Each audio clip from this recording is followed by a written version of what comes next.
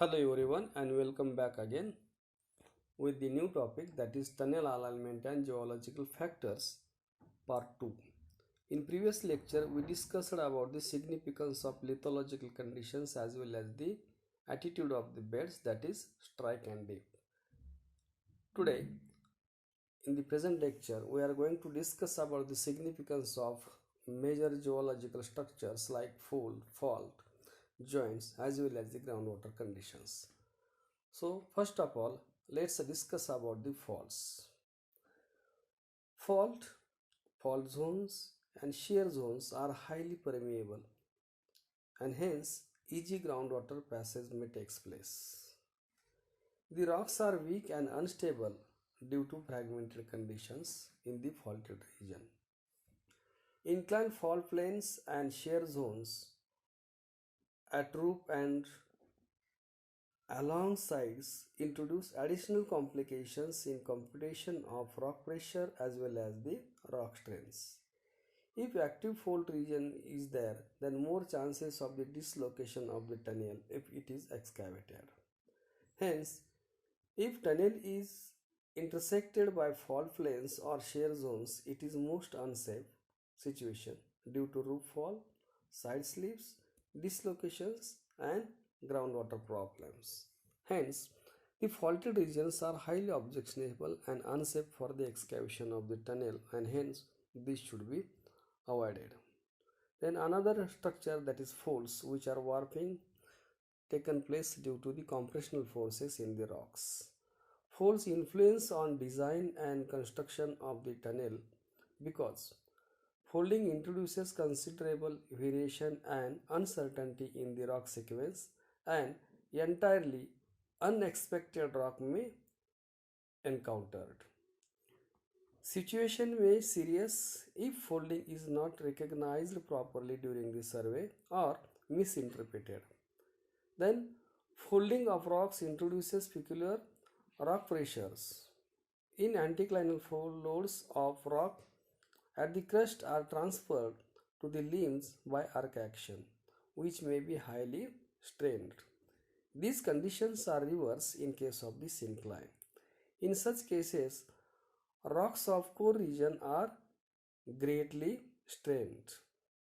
Axial regions, anticlinal or synclinal, suffered maximum bending and heavily fractured. The alignment of tunnel passing through folded region has to take these aspects in full consideration. When excavation is done in folded rocks, the strain energy is likely to be released immediately, soon after, or quite late to tunneling operations, very often causing the drained rock bursts. Folded rocks are often best storehouses of artesian water, and also they may act as a ideal aquifers. When encountered during tunneling, they could create uncontrollable situations, and that's why this should be avoided. The shattered axial regions, being full of secondary joint systems, are highly permeable. Hence, effective drainage measures are often required when excavations are to be done through such region. Hence, for tunneling, folded rocks are generally unsuitable because the affected rocks are under great strain. Hence, tunneling operations in folded rocks may cause collapse of roof, caving or bulging of sides or floors, etc., and that is due to the release of the stored energy during the excavation of the tunnel. Then let's discuss the different conditions of the excavation of the tunnel through this folded area. That first condition is that suppose tunnel is excavated along the axis of the fold, then let's see what will happen, whether this situation is suitable or not. Comparatively, it is better to drive tunnel along the thick bed of limbs as shown in above figure by the letter small a, parallel to the axis of fold. This portion is comparatively stable as compared to the anticline and syncline, the limb regions, provided that the sufficient thickness are suitable for the excavation of the tunnel. Whereas along the crust, that is anticline, in the figure which is shown by small c, the folds, the bed contains numerous tension and other fractures. Therefore, if tunneling is made through them, frequent falling of rocks from the roof area may occur. Then another condition, that is if tunnel is excavated along the troughs, that is syncline, as denoted by B in the above figure, rocks are highly compressed, therefore being tough, rocks will resist for excavation, means tunneling will be difficult as well as the slow. Then another condition is that if tunnel is excavated across the axis of fold, this situation is highly objectionable, hence it is not advisable. In tunnels running perpendicular to axis of fold, uniform pressure conditions will be disturbed both in syncline as well as the anticline. No uniform sequence of stratification, hence difficulties will be encountered where strata is highly variable.